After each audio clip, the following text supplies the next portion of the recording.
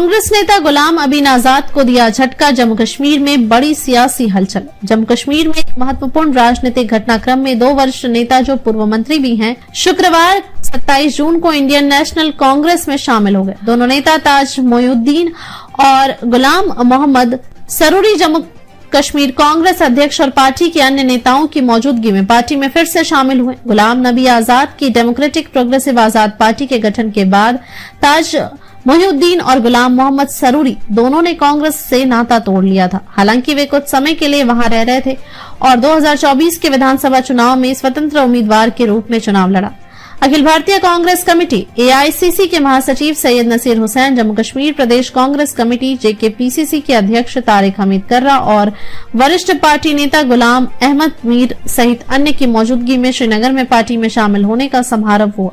जम्मू कश्मीर प्रदेश Congress committee के अध्यक्ष तारिक हमीद कर्रा ने कहा कि पूर्व मंत्री ताज मोइनुद्दीन और गुलाम मोहम्मद सरूरी ने फिर से शामिल होने से कांग्रेस आंतरिक और बाहरी दोनों तरह से मजबूत होगी। कांग्रेस छोड़कर अन्य पार्टियों में शामिल हुए कई लोग अभी भी हमारे संपर्क में हैं। एक वरिष्ठ नेता ने कहा, दोनों नेताओं ने अगस्त 2024 में कांग्रेस पार्टी में फिर से शामिल होने के बारे में अपने फैसले की घोषणा की थी, लेकिन राहुल गांधी सहित पार्टी के सीनियर नेतृत्व ने इस फैसले पर रोक लगा दी थी, जिन्होंने स्थानीय नेतृत्व को प्रतीक्षा करने के लिए कहा था। यह वापसी अन्य प्रमुख राजनीतिक हस्तियों चौधरी गुलजार खट्टाना और मोहम्मद अमीन भट्ट के कांग्रेस में लौटने के बाद हुई।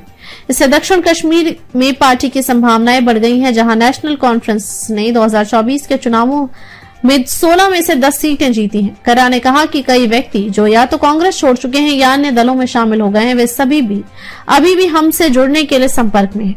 कुछ लोग पहले से ही इस प्रक्रिया के तहत पाइपलाइन में हैं और कई लोग हमारे संपर्क में हैं और भविष्य में उनके पार्टी में शामिल होने की उम्मीद है।